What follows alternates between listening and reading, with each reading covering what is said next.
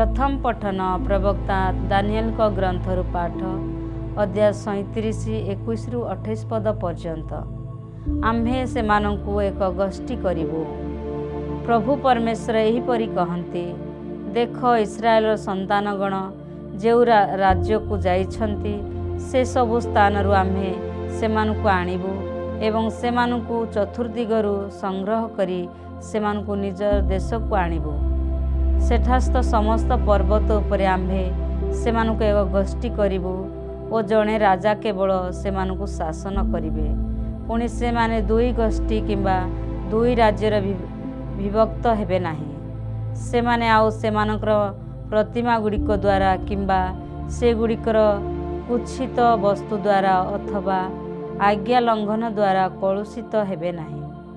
सेमाने जेतेबेले स्थलित होइछन्ति से समस्त पापरु आम्भे सेमानकु उद्धार करिबु एवं सेमानकु शुद्ध करिबु। सेमाने हेबे आमर प्रजा, आमे हेबु सेमानकर ईश्वर।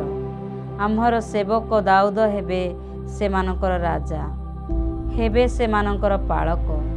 सेमाने आमर आदेशनामा रक्षा करिबे एवं आमर विधि विधान पालन करिबारे पुणी ध्यान रखिबे।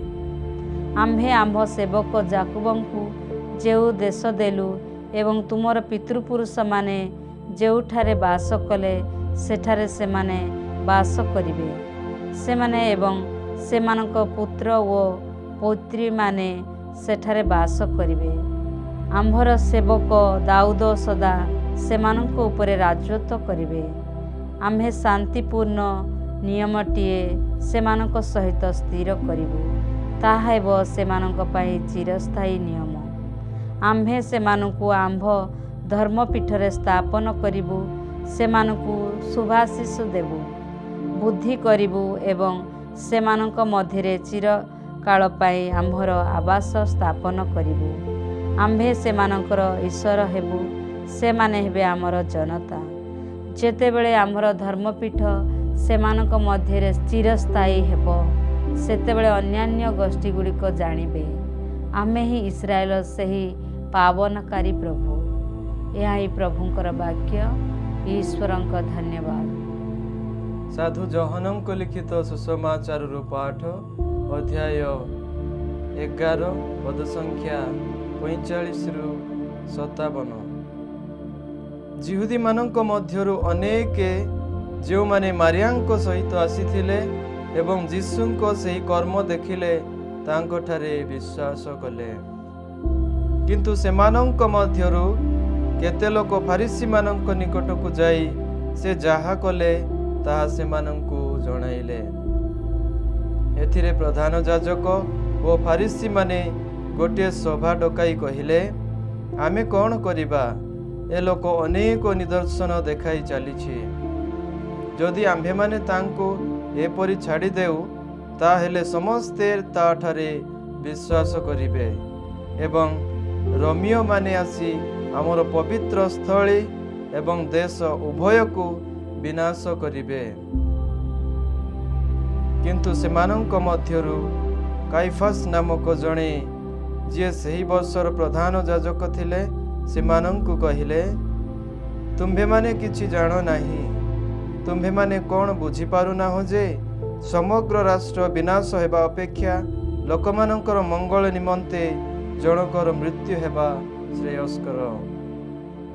से निज ज्ञानरु यह कहिले नाही, किंतु सही वर्षर प्रधान याजक थिबा हेतु भविष्यवाणी करी कहिथिले जे राष्ट्र पई जीशु मृत्युवरण करिबा आवश्यक एवं केवल राष्ट्र पई नुहे बरं सर्वत्र विक्षिप्त होइथिबा ईश्वरଙ୍କ संतान मानंको एकत्र करिबा पई।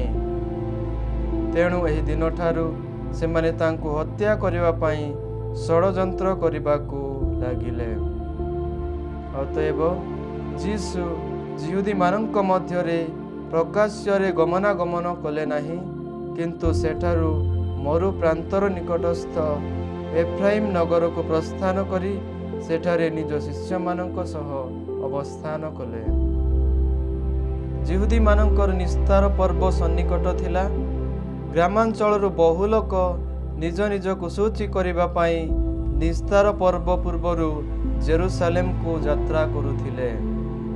ସେମାନେ ମନ୍ଦିର ପରିସର ମଧ୍ୟରେ ରହି ଯୀଶୁଙ୍କୁ ଖୋଜୁଥିଲେ ଓ ପରସ୍ପର ମଧ୍ୟରେ କଥାବାର୍ତ୍ତା ହେଉଥିଲେ। ସେ ନିଶ୍ଚୟ ଉତ୍ସବକୁ ଆସିବେ ନାହିଁ, ତୁମ୍ଭେମାନେ କ'ଣ ଭାବ ଆସିବେ କି?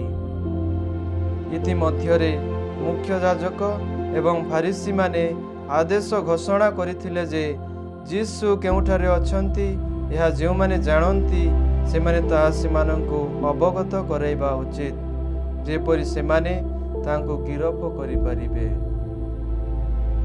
ପ୍ରଭୁଙ୍କର ପୁଣ୍ୟ ସୁସମାଚାର। ହେ ପ୍ରଭୁ ଯୀଶୁ ଖ୍ରୀଷ୍ଟ, ତୁମର ପ୍ରଶଂସା।